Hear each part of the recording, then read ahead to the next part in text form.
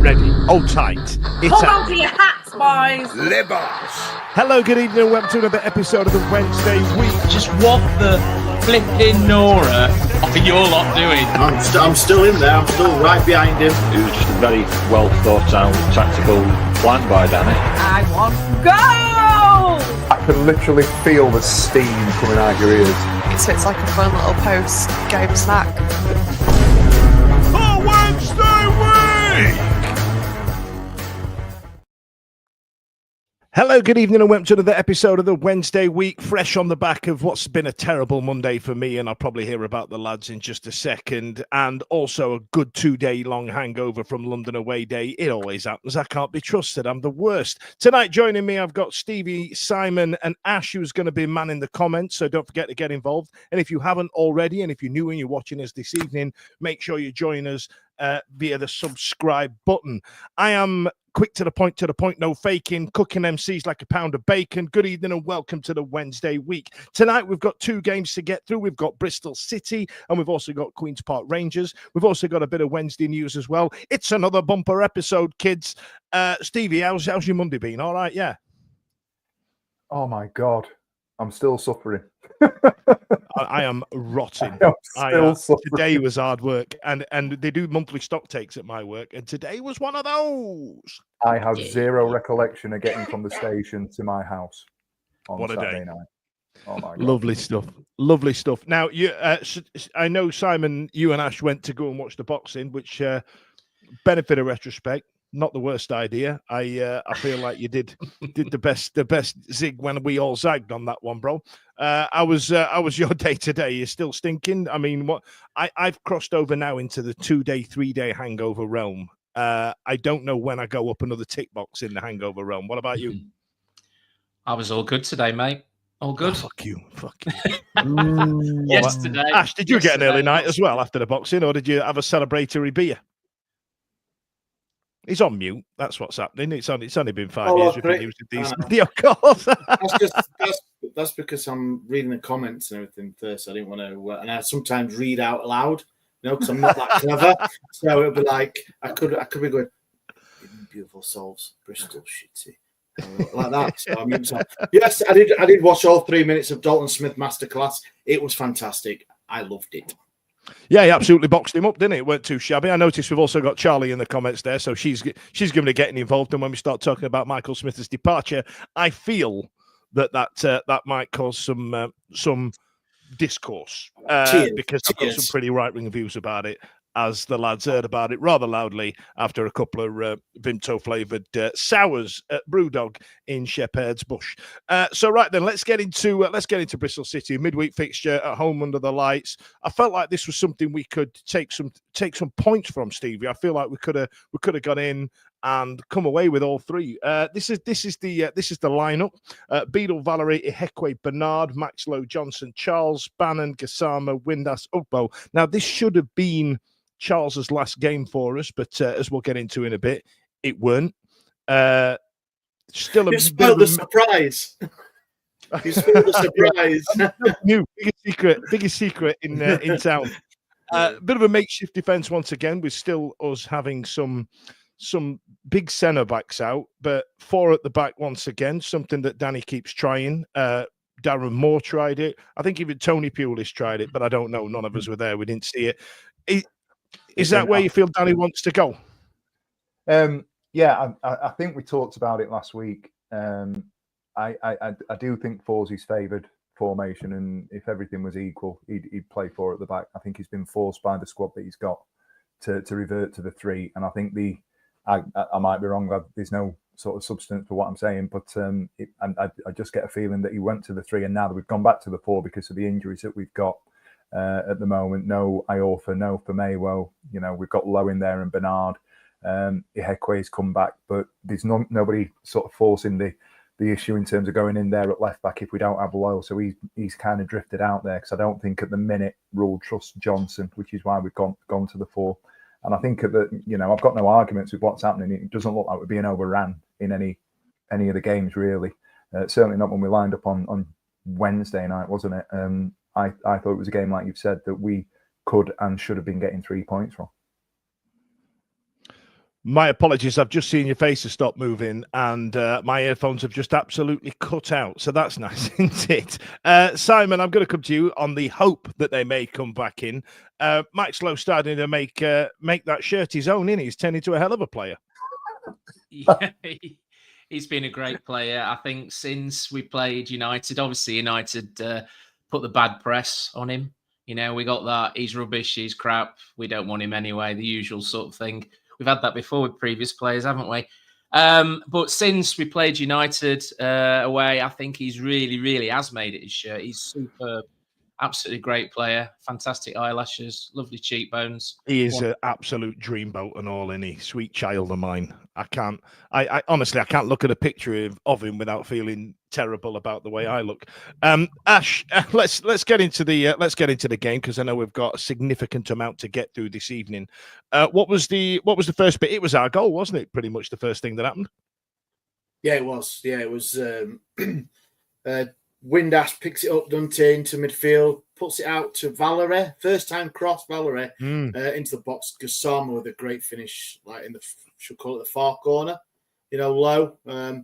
It was great. And I'm just going to say, up till then, the Bristol City, I'll not say Bristol because we get tetchy when people say Sheffield, so it's only right to extend the courtesy to another city, isn't it? I'll say they didn't offer much at all. And for me, Gassama, that 45 minutes was just his best 45 minutes I've seen from a player at Hills. Like a single 45 minutes for a good while. I thought he actually tore them apart. He was great. He was on the ball. He made great choices. And his finish was composed. Like I say, it was a great first time ball from Valerie. I thought it was just a good team goal all round, but keeping it out much of a chance.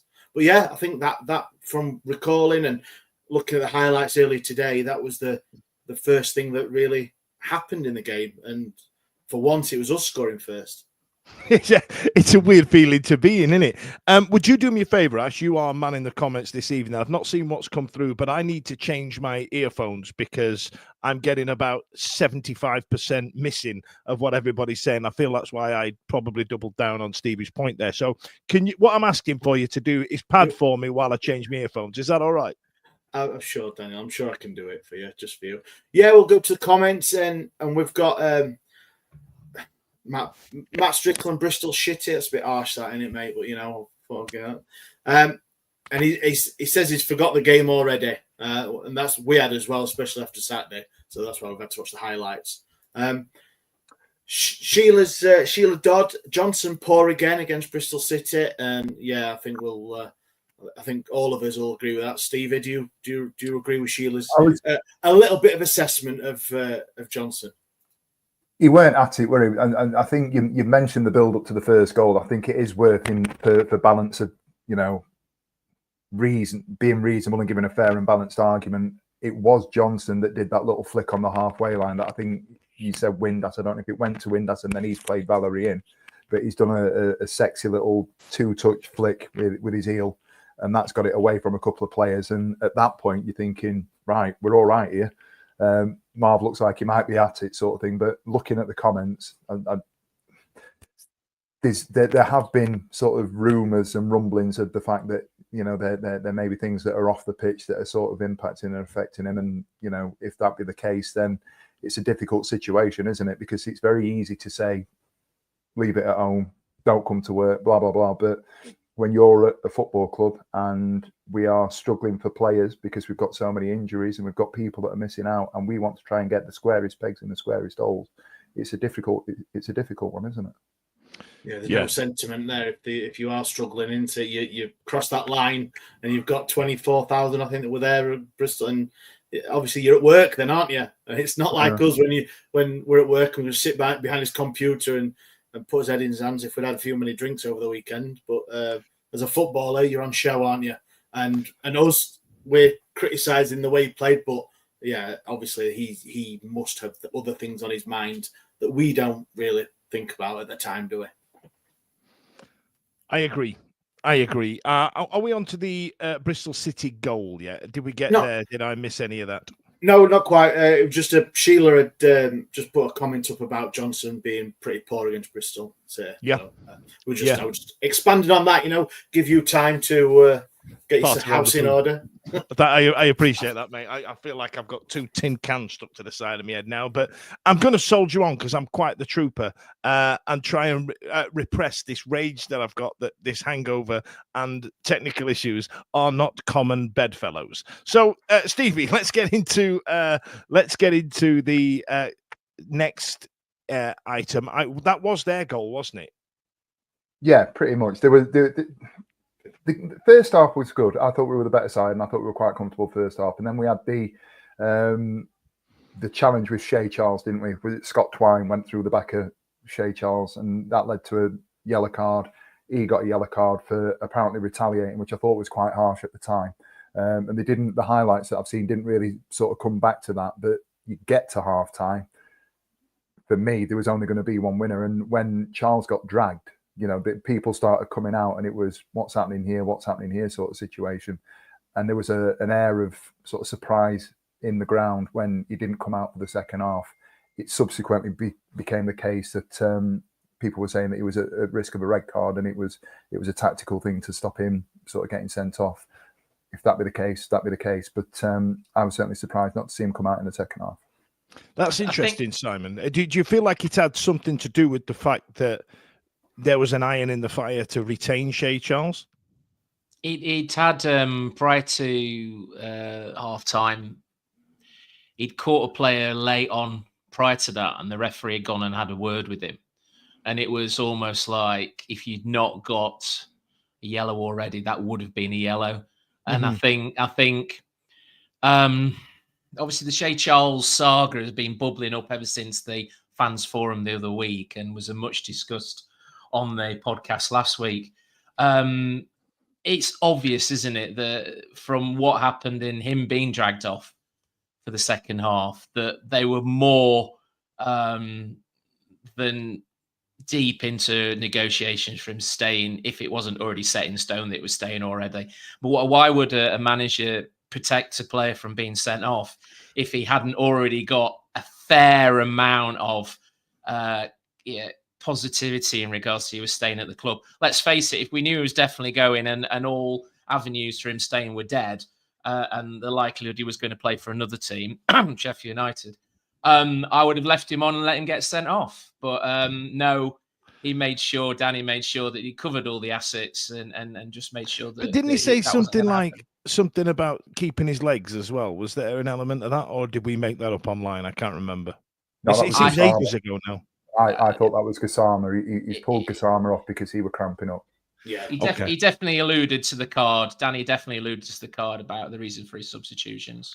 Fair enough. He did have the yellow card for petulance. Really, he shouldn't have reacted. I know it was a bad kick by Twine, weren't it? And terrible challenge, but he did. But that's you're going to, aren't you, if you get a terrible challenge? So terrible challenge. I don't blame him for that, but he shouldn't. He knows the rules, and I think it was about a minute before half time. He did have a kick out at someone, and the ref did have a word. So there was that, like Si says, there was that thing. But bringing him off at half time for whatever reason is now we are getting into the realms of we believe what the manager does, and he had the best interest, and he thought of whatever the reason was for bringing the subs on, or the sub Palmer, weren't it, for Charles at half time for whatever reason. Then that's his decision, isn't it? And we're sticking with that. But what was it? Kick off 6 minutes later, and and then they went and scored, Ash. Yeah, they went and Marvin Johnson just I think Stevie might be right with that flick in the first half of the goal may have been his only positive contribution. Apologies, Marvin, or if you're watching, but it was. And for the first goal, the ball came over to the right-hand side, and Marvin was playing virtually at centre-back. The amount of space that the winger had, call him a winger, right midfielder had, to just pick a cross out, and Ekwe, just above an Ekwe's head, he went for the header, and the Bristol City player equalised from 7 yards or whatever it was. It was a close header that was in, but yeah, It really was. It was soft goal, wasn't it? An easy. It was. Soft It, goal. it was a bit of a Sunday League shit goal, if I'm honest. Now, 2 minutes later after that, our lead was restored through Barry Bannon, and I think even the night before that, Windass had a shot that just kind of ballooned over, didn't it? But I appreciate we're already 15 minutes in and we're still on Bristol City, and everybody wants to get to the good bit, right? So Bannon equalised. Bannon restored our lead. No, he didn't. No, he didn't. No, he didn't. No, Bernard. How can you forget that finish from Bernard, man? For a centre back. It was Bannon that played him through, and Bernard. I might be doing him an injustice here, Stevie, but Callum Patterson against Peter Bridget. No. Yeah. No. Absolutely.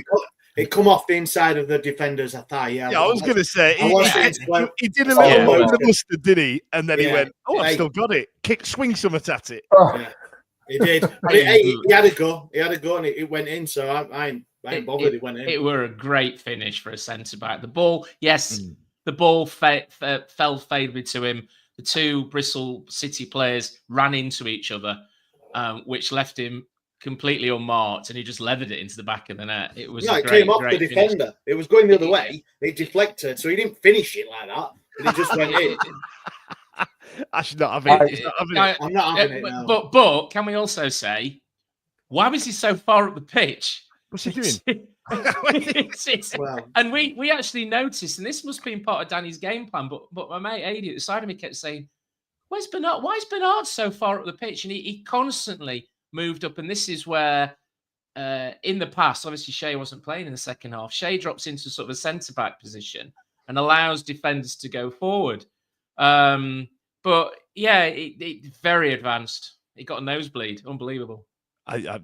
In it. So then we had, there weren't a lot of things happening. I'm going to pop the stats up that Stevie's got prepared for me. Thank you, Stevie. I was on the tube. Not a lot going off, but for some reason there was 16 shots for us to their 13. I don't remember any of that. I'm like, what counts as a shot? But because if you had the Bet365 boost on Sheffield United on Friday night, I don't know what constitutes a shot anymore. How they've managed to knock up 29 on this one was absolutely incredible. However, on target 5 to their 3, which seems a little bit more normal. But yeah, not a lot going on. But at this point, Simon, you must have thought to yourself, we're back in front, noses are up again, tails are up. Yeah. We're going to be okay, right? We're going to be fine. And I at this point, I was sat there thinking, we're probably going to see this over the line. Yeah, without a doubt. It then felt like we all went Derby away all over and just we just sat back and let them attack us. And bear in mind, Bristol City are no mugs. You know, they're a team that have flirted with the playoffs over the last few years. They know how to play mid-table championship, don't they? They've got a few little gems in the side there. I mean, I didn't realise they'd signed Scott Twine. I thought he was on loan. I mean, he was at Burnley, Hull last season. And they're a decent side. I think they were just above us in the league. So they're no mugs.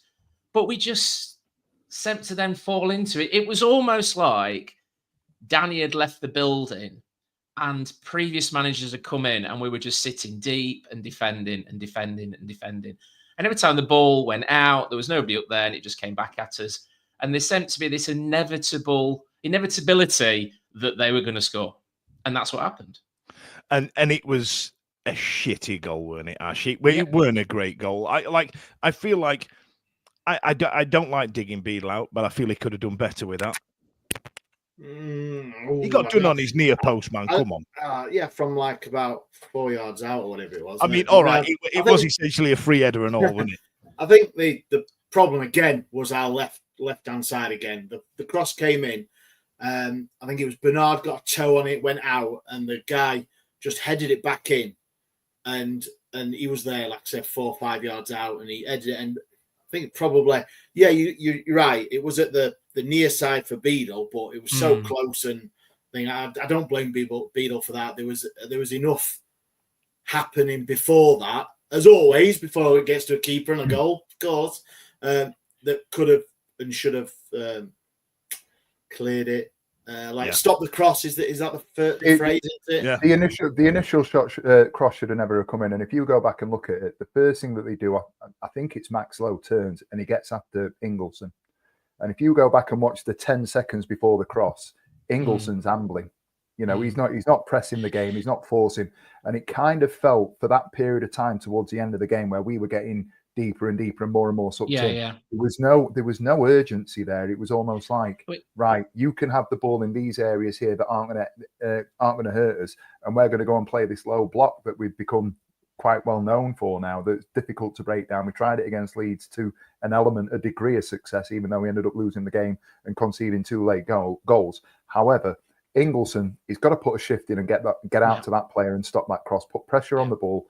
And as he's done it, they've crossed the ball in. There was no urgency whatsoever. Bernard swung a foot at it, and then it's gone into that area. And by that point, everybody's pointing at each other, and we've shit with them. Mm-hmm. You've got to think as well. I think taking Gassama off, because that right side of Bristol City's defence and midfield must have thought all the Christmases had come at once when Gassama came off, because up to that point, all they were having to do was just defend, which sort of gave Johnson a bit of a free rein because they got Gassama to contend with. As soon as he went off and Ingleson came on, that whole right side just opened up because Johnson kept going missing deep into midfield, which just left Lowe by himself. And that's when it invited their press onto us. And Steve's exactly right. Ingleson, who you would have thought may have come on for Shea Charles rather than Palmer, a guy who can drive the ball forward, was just left in no man's land, not coming back and working. And it just opened us up. And then, like you say, we just sat deep and just invited them onto us. And we ended up chucking away 2 points after being in front twice, which, again, a lot of people came away quite acid-tongued. Stevie, you're going to have to cover your ears. Actually, if you go into starred comments, there's a couple there from the people out in the interwebs land who seem to plant the fault at the feet of Liam Palmer in some respects. Marvin Johnson's also getting his getting telled on the internet, but we've had one from Sharman here that said on the subject of legs, unless it's an absolute emergency, was that the last game for LP2? Sorry, Stevie. I won't go as far as saying it's the last game for him, but then Jay Blogs has doubled down and gone, sorry, Stevie, once again, because you're the head of the fan club. But although Palmer's had many minutes, the ones he's had haven't been great. I feel in the centre of the park, we've stepped up the quality that's in there. And if Liam Palmer is a backup centre midfielder, I feel that what it's done, it's made him a squad player. It's knocked him down to a fringe player a little bit. And, it was always inevitably going to happen because players get older. It'll happen to a lot of players going forward where you kind of, if you play a lot of footy manager, you'll understand where their squad status is important. And I feel like he's gone from squad player to fringe player, which, after 11 years, you'd expect to happen, right? Have I been out of order there, Stevie? I get the sentiment. I understand what people are saying. I think I've said this for years, I think he's a very easy target. I do. Liam Palmer was not the problem on Wednesday night, and I'll die on that hill. That is a hill I will go and die on. It was part of the problem. It was not him. The subs, the overall, right? The subs that come on was the problem when he was part of that. That's not his fault. That was Danny Rule for me that made the subs. That weren't that. But I'm just saying that he was part of the problem because he was a sub. Why? I think why? Because he was a sub that came on. So the subs that came on at half. He came out half time. Then Gassama and Ingleson. And just didn't work. Whatever the thing came on, it just didn't work. And obviously we threw away 3 points. I think the problem is, did the team expect to carry on playing the same type of football as they were under Shea? Because unfortunately, it's oranges and apples there, isn't it? Palmer is not Shea Charles. So I think that was part of the problem, is that I think they expected to carry on playing the same level of football where Shea Charles is absolutely all over the place. And that's not Palmer's game. That isn't the way he plays. So they should have changed the way they were playing, maybe the formation or the tactics of the game. But they just sent to me that the game sort of in parts passed Palmer by because he wasn't they were playing a different game than what he's used to. Do you know what? I mean, I actually agree with you, Simon. I feel there should have been a bit of a shift. We can't like for like swap Liam Palmer with Shea Charles. You can't do it. absolutely not. You can't do it. No. And I mean, I think that's a great point. So why are we sitting here and holding him to that standard and expecting him to do the things that Shea Charles can do? I'm not here for a second suggesting that he's box to box and should be doing this, that, and the other. There were a couple of moments in the second half where he's actually got the ball and has been quite progressive going forwards with it. But we don't remember those because everybody will go, right, we sat deeper and deeper and deeper. We didn't have Charles. Palmer came on for Charles. Oh, it's Liam Palmer's fault. And I get what Ash is saying. I totally understand. And I put out a thing on Wednesday night, Thursday morning where Rule had come out and said, and I, totally get it. So I don't want to sound like I'm being contradictory. He's gone, I made these subs. I put my faith in the subs and it didn't work. Yeah. Are we talking blanket holistic in terms of everything that's happened? Has Rule then gone, right, I've given him an instruction to go and do something that he couldn't do? Potentially, I don't know. But when I say he wasn't the problem, he wasn't the person that wasn't pushing and pressing for the second goal. He wasn't the person that was playing left back.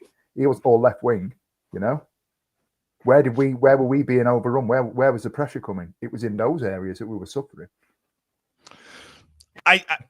It could rumble on and on, but it's not today's hot topic, whether Liam Palmer was useful to us last Wednesday. I just feel like I've been really I'm going to stick up for my boy.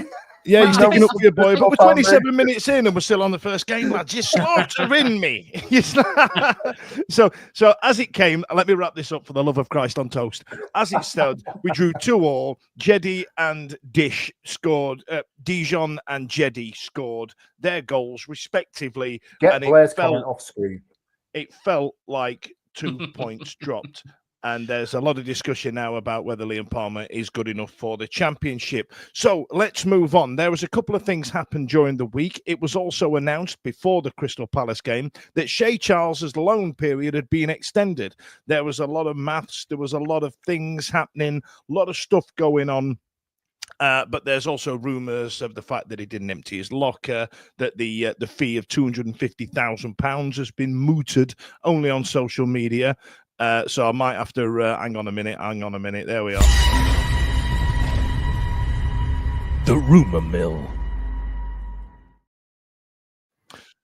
However, Shea Charles is still a Sheffield Wednesday player in spite of some what I believe to be make-believe S-housery from Sheffield United in order to try and bump up the price, as it were, and turn it into a bidding war. Clever on their behalf, but also F Southampton in the A for being a bit greedy. It absolutely smacks the money and being a bit, opportunist, if it were. So that meant that going into Queen's Park Rangers, not Palace, not Palace. Yeah, you said Crystal Palace earlier on. I mean, I do. QPR. I did used to live in Croydon, so man's got bare Crystal Palace references. So we did go into Queen's Park Rangers. We had all four of us had a big London away day, big spoons breakfast. Lads, I've still not managed to move it. I'm now full. Oh man, I did. And I don't want to go into too much detail, but if those who are aware of what a Domino's alarm clock is, you will realise that having had no movement after a Domino's is. Let's move on. So anyway, Ashley, QPR. You didn't have ketchup. No, I'm not getting into it. I'm not rising. I'm not rising. Ash, starting 11. Beadle, Valerie, Ihekwe, Bernard, Lowe, Charles, back in the game. Bannon, Pato up front. Windass and Lowe. One big question here. Now, there are two schools of thought for this question I'm going to ask you, Ash. Queen's Park Rangers, the MA Trade, Loftus Road, whatever it's called, stadium, is a very small pitch. And a pitch such as that is great for a player of Callum Patterson who will put his ass on the line for absolutely everything. Is that where we dropped Ike Ugbo? Or is it because Ike Ugbo has shut the bed now and even Danny's done with him? Let's talk about it, for God's sake, finally. If you are a stats wanker, you're going to look at Ike Ugbo's output, should we say, and not be the most impressed with it, are you? So if Danny is a statistical manager that likes to get into the numbers, they're not going to make good reading for Ugbo, are they? So he's gone with Jamal Lowe up front and prefers Patterson to be on that right hand side. When you saw the an hour before starting lineup, and I think there were quite a lot of people on social media saying, "Oh my God, we've got Patterson starting in 2025. How come?" Do you know what I mean? It was quite. People weren't. I think it was his first start since December 23 in Championship, which is ridiculous, really. I didn't think he'd be. I didn't think he'd played that much, but I thought he'd at least started a few games. Look, it's one I said about Bristol City. You get into that thing where you can moan at certain people not playing, but you're backing the manager now. I think I don't want to speak for all four of us, but there has been times when you see a starting 11 and you go, "Oh my God, what's he doing?" Under people. But with that, invested in what Danny Roll's doing and where we are in the league and stuff, and we haven't got the biggest of squad. We've got injuries that are coming back. Kabaski's coming back, Inti and Smith's only played a few games for if it's injury or whatever. So yeah, I'm happy with that. Obviously, I'm speaking with hindsight. If we'd have got a 4-0 drubbing, I'd have been going, "Fucking hell." You'd have been raging. I would have, yeah, but obviously, You'd have been raging. But I'm not a Pato hater. I'm not a Pato hater right, either. I'll be honest with you, and I think we should discuss that, because I think Callum Patterson ain't good enough to be a Championship footballer at the level we are. However, in a pitch such as Loftus Road and probably away at Luton, I think he's perfect for it. I think because given the way he plays, he will cover some ground. What do you reckon? Yeah, of course he will. He will, and he has got that, or the fans believe he's got that 110%. And I mean, once again, if you look at his numbers, he might not give, his output might not be that, but the fans love him for what he gives or what he perceives to give on the pitch is 110%. And he's not he's not going to beat 4 or 5 men and slot it in the bottom corner with his left foot. Is he? But, he ain't going to do that, but I think we might get into it. But in the meantime, there are going to be some big conglomerate corporations who have paid money to interrupt this show, and they're going to get involved right now. So welcome back. So Stevie, the first half, I felt there was nothing. Morgan Fox was quite maligned in his post-match comments, talking about how we managed to get something out of a bid-nothing game. I don't agree with him as far as the second half, but the first half, there was nothing happening. Nothing took place, did it? No, it was, I think I said at half-time, it was the most 0-0 of 0-0 games that you could expect to see. Cancelled out, drab. These are my recollections of it, by the way, having spent the morning with you guys.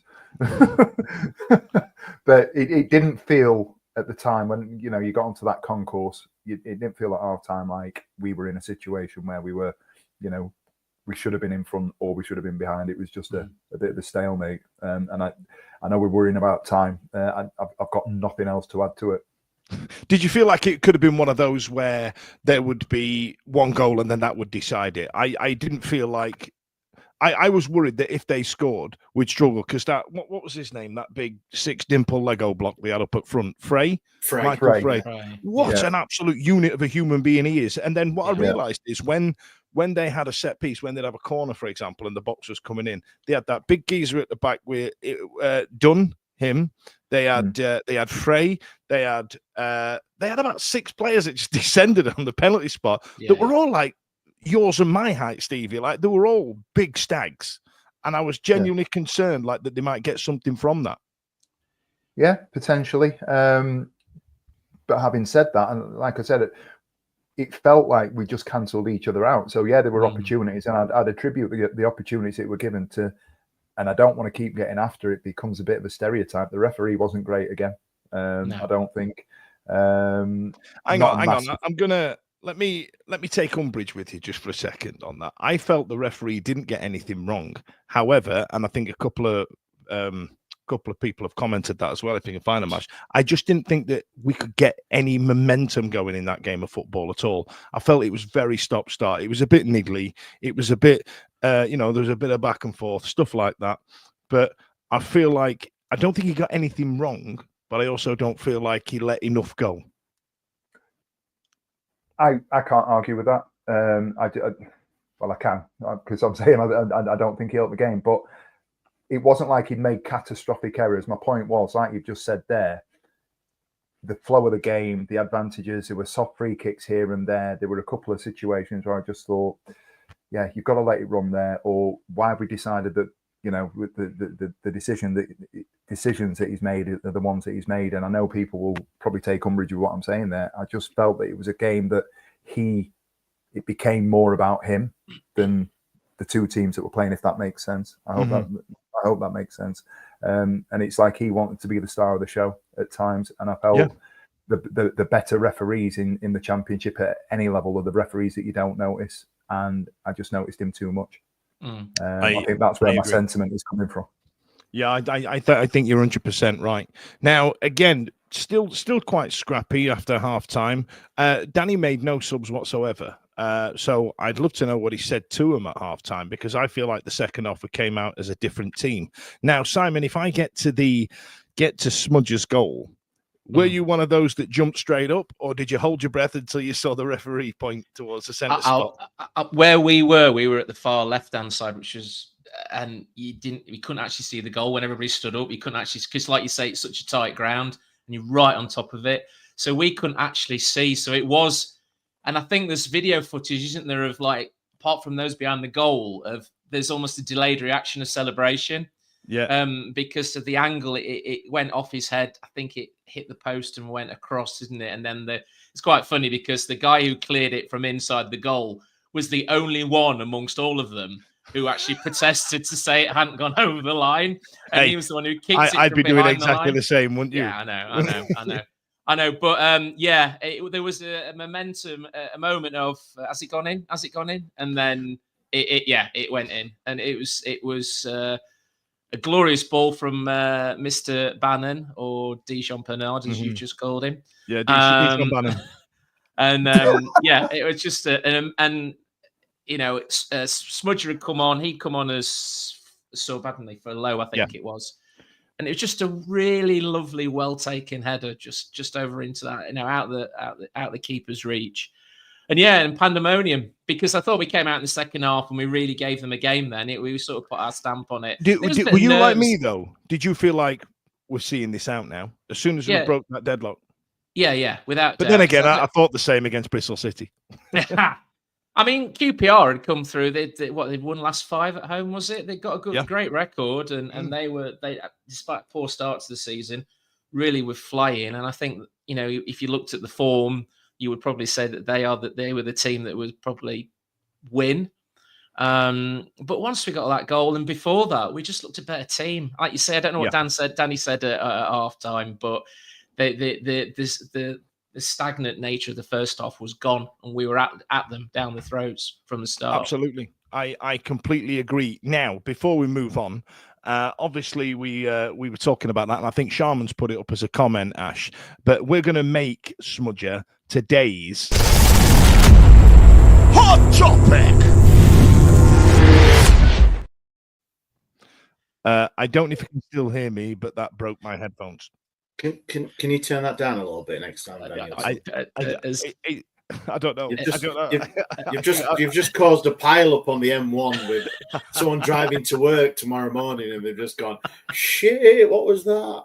So there's been some rumblings in the media over the last week about Wrexham actually offering cash money for Michael Smith, and about whether it's been turned down. It's reared its head again today.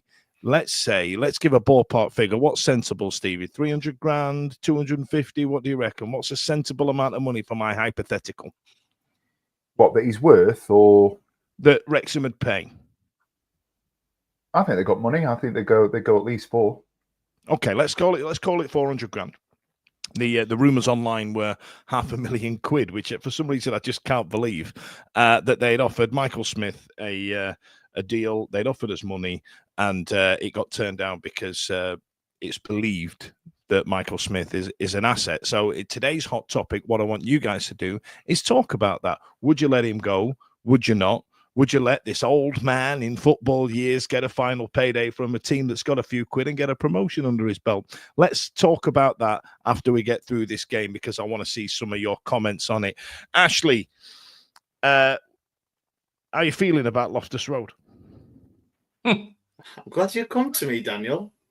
So, anyone who's been to Loftus Road and who is of a stout nature built, do you know? It's quite snug. I mean, a lot of places are quite snug for me, but they should have seen me trying to get into the bloody booth in Wetherspoons. Oh, this table moves. Yeah, I don't know. I mean, no one was sitting down until we realised that table moved. There's a lot of big stags in this podcast. Yeah, there is. Yeah, I'm joking aside, but it's not really funny, is it? Because for the last however many years, Hillsborough's been tarnished with a brush, hasn't it, for its away end? And I can only make reference to QPR. That been to Charlton is another one that I just that funnel at Charlton. Funnel is. And I haven't been in the Leppings Lane on a full match day.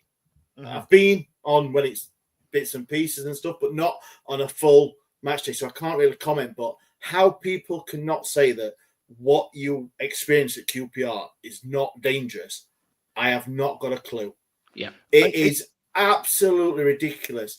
And I know there's no bars at Hillsborough and Leppings Lane end. It's just that one little kiosk in there, the window thing. But at QPR, you have very narrow concourse with bars. So, of course, comes 30, 35 minutes, people think, I'll go and have a beer.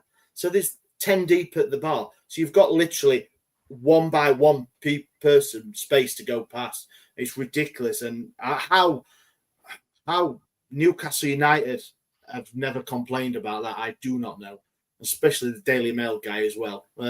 He's never been to all the football grounds, has he? Really? He's just seen. Saw some shite on. Saw some shite on Twitter, didn't he? Yeah, but yeah, that's my massive growth. I think it's disgusting. I think it's just safe. You've got the kids. You've got loads of people in there. What was it? 2,000 nearly we took. Something like 1,800, 1,700. It was absolutely, and that was my biggest gripe of the day. I think that and Stevie paying about 50 odd quid for 5 beers or whatever it bloody was. We'd won by then, though. So yeah, we're all carried away, right? We're all carried away. There was 2 things that happened that day, and I know London's different, but I feel like I agree with you, Ash. That concourse at QPR terrifies me. I don't like it. And what it's done, there's two things happen. People from Yorkshire, as soon as you see the bar, they're going to bar. That's what they're doing. They're going bar. They've got there early. They're going at bar. And there was nobody saying, hey, lads, that bar down there's open as well. And like, we were stood on them stairs and we're trying to get around that corner. And it was getting tighter and tighter. And I tried to get to one of the concourses to get out onto the stand, to walk down the stand and come back in. And the big old unit wouldn't let me go. And I'm like, bro, have you seen it? This is awful. And there were people screaming at these guys. And all it needed was one fella going, hey, keep walking. Because once you got past Y3, the block Y3, the middle one, it was an absolute birthday down there. There was plenty of room. I was absolutely shocked. And why can't I walk down the bloody stadium? Grow up. Grow up. Did me head in. But anyway, keep your comments coming in reference to Michael Smith. Stevie, let's talk about the man of the moment and his left-footed finish and his interview after. I was absolutely buzzing for him. I was chuffed for him. It put me in a great mood watching him tear about and earn that goal.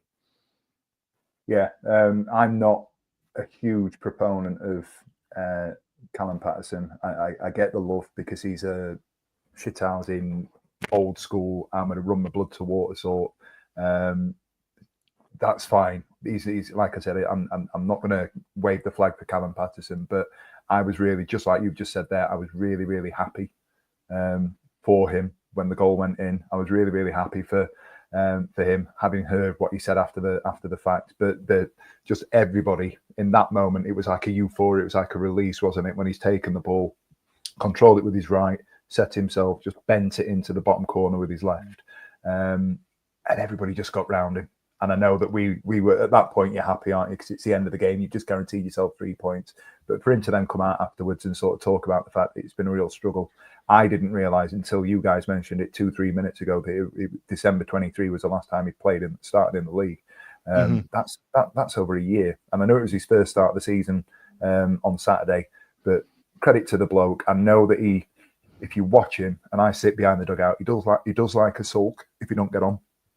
If people get on before him, or you know they get called down to be subbed on, he's not a huge fan of that. And there's been times in the last year, 2 years, where he's taken his shirt off, got himself ready, and then ended up having to put it back on. And he'll throw his shirt down, and he'll throw his bibs, and he'll chuck his toys out the pram. But for him to talk about how difficult it's been for him to have to sit there and imagine doing something that you love and not being able to do it because of the way that the game is set up nowadays. We don't have reserve football. I don't imagine he's playing a great deal of under 23s football. So he's playing training games behind closed doors. This is a guy who you can tell will thrive from being in front of a crowd. I think he referenced that and playing in front of the lads and getting people sort of cheering him on. So as much as I've said that I'm not his biggest fan, I couldn't have been. You'll find nobody that was as happy as me. Yeah. Absolutely buzzing. And I think it's great. Yeah, and you're right. The stuff he said after the game in reference to biding his time and waiting. I genuinely, I was happy for him. But also, if someone's offering 100 grand for him this month, then Cal, it's been amazing. But in terms of the statistics, it was what it was.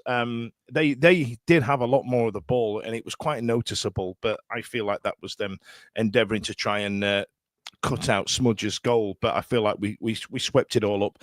I felt Bannon was outstanding. Lowe was incredible. Shea Charles was absolutely a man possessed. Bannon, I feel, goes under the radar for having a good game sometimes, and it was nice. And it was nice to put him on our man of the match thing. Did you see, actually leading up to Patterson's goal? Did you see the back heel from Smudger to Shea Charles?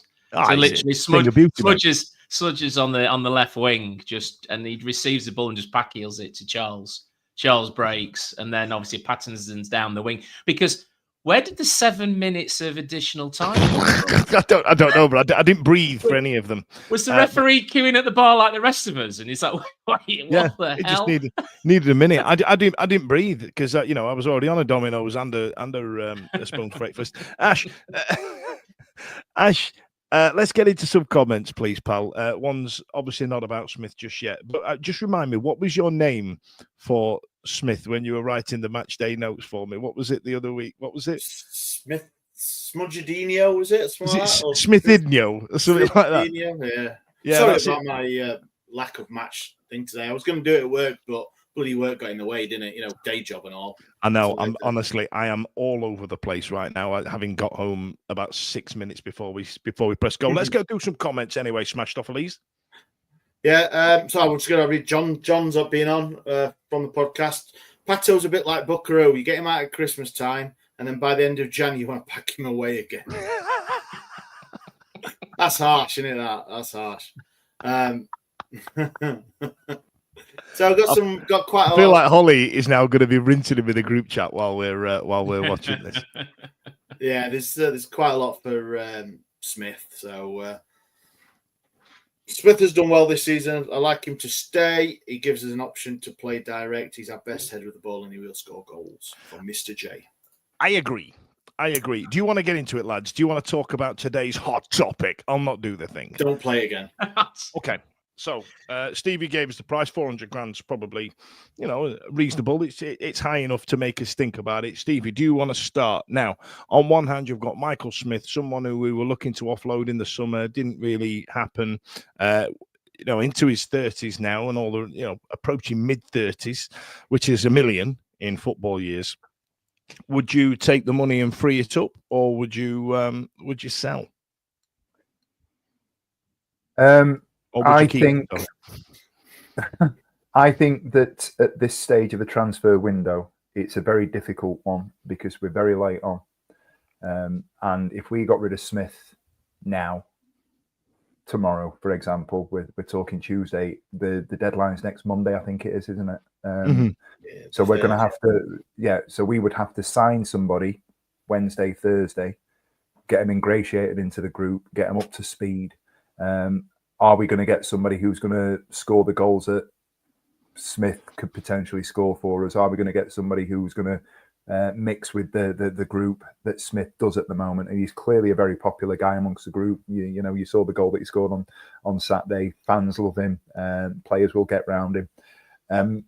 Are we going to replace him with better at this stage, I suppose, is what I'm asking. And at this stage, we're on a very fine line of, and I'll say it, there are people that will shoot me down. We could potentially get into the playoffs. We could. I'm not saying we will. I'm saying we could potentially. What we're talking, 3-4 points outside playoffs. You know, and there's a hell of a lot of football still to be played for the good of. Where are we? 41. So yeah, we're 3 points off sixth. For the good of the balance of the team and the squad, I think, and can't believe I'm going to say this, I think I'd be inclined to keep him, because I don't think we're going to replace him with better, and I don't think we are going to be able to, from a financial point of view, I don't think we're going to replace him with better, the cheaper. So I think it makes sense now to keep him till the end of the season. And if it means that he goes, he goes. And I know people will be lambasting me and saying we've got to make a profit out of him and blah, blah, blah. If we could get 400 grand, that's fine. But if we could get top six or even better. It's like you're paying to go for playoffs, essentially. Do you gamble 400 grand on going for playoffs? Yeah. I think you've got to. Steve is putting his playoff hopes on Smudger there, isn't he? That's clip that. Ash, what about you? Where do you sit on it? Oh, yeah. I haven't done this for a while, but I do agree with Stevie on this. But it's only what is happening? No. Whoa. Just in the last thing, because historically we have been accused of not selling players at the right time for any sort of money, haven't we? All right. And we do not make money on players very often at all. And if you were going to say you could sell a 33-34-year-old player for 400 to 500, if it's in that ballpark figure, just say 400 grand, who hasn't really played any in the last 4 weeks. He's played 2 games, I think, in 4 weeks. He's not been part of the. But I think he's earned more game time, though, especially over EK Bloody Ugbo. Well, he will do when he's scoring, obviously, but you can't get rid of Ugbo, can he? How shit would Danny look then if he's got a player in for 2.5 to 3 million and he ships him out on loan because he's not playing to how he wanted to? But I don't know. It's you and me play different football manager. Yeah. Mate, I think I would think twice about it. Oh yeah, I'll do it. Football manager, easy. Isn't it? But. I don't know. It's like Stevie says, it's hard if you're going to bring someone in who's then going to do what Ugbo did last season, hit the ground running. But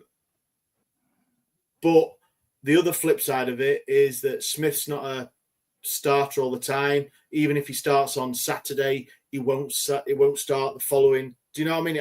He's not a starter from now for the next, what's that? 17 games. 17 games, is it? Do you know what I mean? So if you're not going to persevere with Ugbo, then do you bring someone in? And if that 400,000 is a loan fee for someone to come in, if it's Stuart Armstrong that's been mentioned today or somebody else, I don't know, because you just got to trust whoever they find, don't you? Then yeah, I probably would it have changed your mind if you didn't score on Saturday? Simon, give me the definitive on this. Come on, and then we'll go to the comments about it. See what the mans are saying. I'm completely in the same camp as Stevie in regards to if you take the guys who scored 6 goals this season, you take that goal scoring threat out. Which who else have we got up front of that sort of stature with that goal scoring threat? Ugbo is not scoring, so you can't take that goal scoring threat out the side when the team is pushing, knocking on the door of the playoffs. Because like Steve says, the money you would lose for selling him, 400,000, you would more than make up if we ended up in the playoffs through profits of 2 games, home and away. And then obviously if we got into the final, you can't let that go. If the boot was on the other foot, I don't think Smith was ever really in Danny's plans at the start. You know, I don't think he was ever going to be the player that Danny wanted, and he was just we got that one season left in him. £500,000 to us, you and I, we'd thank anybody to pay £500,000, £400,000 into our bank account tomorrow, wouldn't we? But in regards to a football club, it is peanuts. So is it at this level for a 33-year-old? I think that's a hell of a amount of money, given that we paid 50 grand for Chris Lyons all those years ago. Mate, and we that are. I feel like it's a good wedge. When's the end of the transfer window? Friday, is it? Friday, the end of Monday. the transfer window? Monday. All right, Monday. So what we're going to get? Who are we going to get that's going to come in? What is there out there that's going to come in? We don't know, do we? Because he'll pull out somebody like Ugbo. I don't think anybody ever saw Ugbo coming in last year. But no, I'd keep him personally.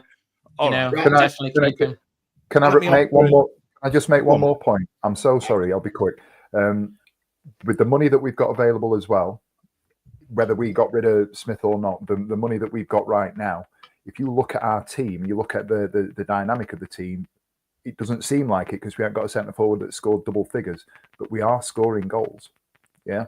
So in the grand scheme of things, is a striker, and I'll say it, is a striker a priority when we're getting them from other areas? Would that money be better served if we've got a certain budget looking at, in this late stage of the window, another midfielder, another fullback, another centre half?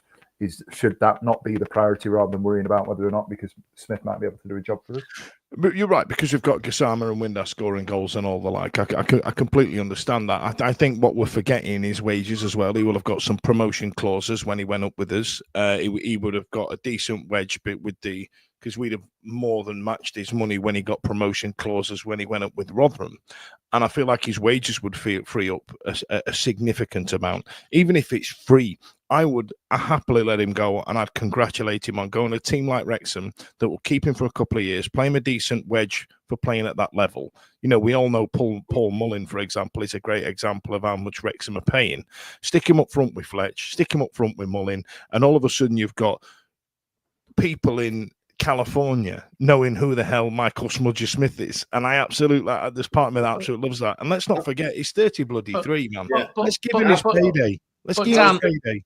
I was going to say that. I was going to say that. Is it Sheffield Wednesday's decision?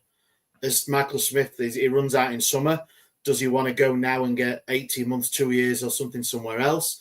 Does he want to stay for the 6 months and then leave and then get something for 12? If he's offered something now in January, like 18 months or whatever, does he want to take that now instead of waiting to summer and not get a deal? Or is he rejected Sheffield, or has Sheffield Wednesday actually offered him another year or anything? There's all this behind the scenes stuff. And what I was going to say before Stevie actually answered it was, are you banking Smith to get your 10, 12 goals between now and the end of the season that we will need from a striker to get into the playoffs? Yeah, that's the gamble, the 400 grand gamble. But we're not getting it. We're not getting that from EK Ugbo at the moment. So we get rid of Smith and bring someone in who could get us that. But we've got to bring somebody in. So at the end of the day, there's no point, let him go, and then it just all fails at the last point, because then we've got EK Ugbo running the front line, and we can say, right, who do we bring on? Oh, well, we had a striker who scored 6 goals, but unfortunately he's playing now for Hollywood FC. Because we took £500,000 for him, I'd love him to go, and I'd congratulate him and say, fair play. You've done exactly the right thing, especially if he gets a 2.5-year contract or even an 18-month contract. I feel like it'd be the best thing for him. Ash, let's give the watchers, the viewers, the mans, the interwebs, the people, the great unwashed. Let's give them the last word on it. We've got some great comments on it, and then this is our feelings. What's yours? Yeah. So Bread Bin. If Smith was only playing a bit part this season, I'd wish him well on his way, but he's not. And unless Chansiri is pulling off something mad in terms of replacement, then he simply can't go. I agree with the term, pulls off something mad. Yeah, that's our chairman, yeah. John Rhodes, be sad to see Smudge go, if he does, but we'll always have that Portsmouth Thunder chuffler. Yep. What we got here? We got... Mads Ward, can't get rid of Smudger. Left it too late. He offers something different and he's on form. EK Ugbo was on form, and then we spunked a load of money. Smith's not Mr. Right, but he's Mr. Right now. That's the most John-ism I've ever heard in my life. That is the most John-a-log I've ever come across in my life. John a log.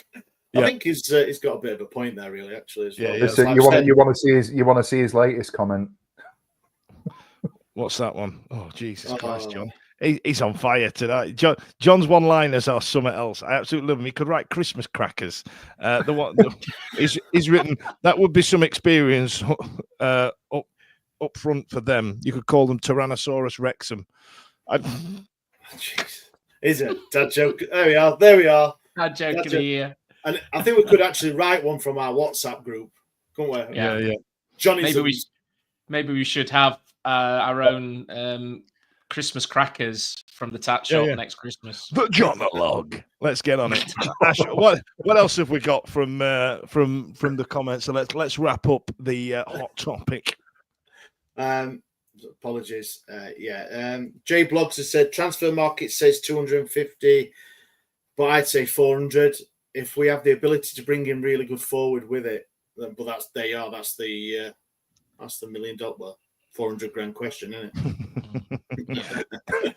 Fair enough. Now there were some bits of news outside of the Shea Charles announcement. That was a great one. That was been my favourite this week. But Atty Newhugh has been gifted, or has worked hard for. He's earned the right to be the assistant manager of the Kosovo national football team, and I'm absolutely buzzing for him. I'm absolutely over the moon for Big Atty.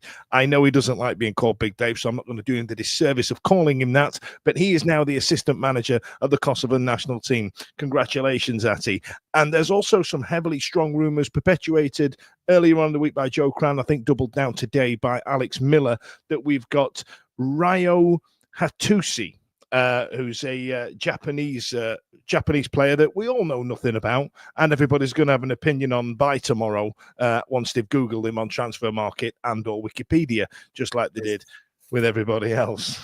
Yeah, I think he's been training, hasn't he, for the last 10 days or something, but he's not training anymore, so look into that as what you will. So, yeah. Ooh, it's fancy, but it's so also the Twitterati say so. Twitterati, and they can always be trusted, of course. But it's also worth mentioning that Kobe Mainu trained with us for a bit and then done anymore. So wait, what do we do with that? It's time to move into that part of the evening where I talk to you about any other business. Now, Stevie, you've got a big one to start us on. Do you want to kick us off? I promised my good friend Speakeasy Simon that I'd mention his bench walks that he's got coming up. I'm just filling while I get to it. Am I right to just do that? So for those of you that know Speakeasy Club on social media, he's got his bench to bench initiative that's coming up on the 30th of May. He's partnered up with the community program at the club, and the idea is that we're going to walk 41 miles from Nottingham Forest Ground to Hillsborough, and we're going to take in a few venues on the way. So it's a trek, 41 miles from Nottingham to Sheffield. We're going to go to the 8 benches in Chesterfield, Sheffield FC, City Ground, Sheffield United along the way, all to raise money and awareness for partially going into the club as well, but just to sort of raise awareness around that sort of mental health and positivity that he pushes to drive with the Speakeasy initiative. I think it starts at 4:00 in the morning. I need to double check that, but he's texted me and he says, on this day you are doing this walk, and I was like, all right, sounds. Stevie, you're not selling it to me here. What's the good bit? What's the good bit? What's the good bit is you can come along and we'll go Forest, Notts County, Chesterfield, Sheffield United, and then Sheffield Wednesday, 41 miles. It's going to be a good day. And he has promised me that once we get a little bit closer to the ground, he might let me have a beer as I'm walking. So let you have one beer. So essentially what you're saying is get involved, but take a hip flask. I think I'm pretty sure is what the advice was there. Ash, do you have anything to add? Is there anywhere to register if you want to take part in that, Stevie? So there's a link. So for people that know us, and if you're in the Last Man Standing group, I'm going to drop that information in there. I'm going to send the link through to Ash, and we're going to get everything sorted out over the next 24, 36 hours. I'll make sure that we've got links through our socials that you can jump on and register. I think it's an Eventbrite. Sorry, Simon. I should know the answer to that before I go and promote your your We initiative. we will happily share that. We'll get it out. We'll get it out, and yeah, it's the more the merrier. Please jump on if you can. And you get to meet Stevie in the flesh and lick him on the neck and claim him as yours. And maybe carry him at mile 38. Yeah, he's gonna need that.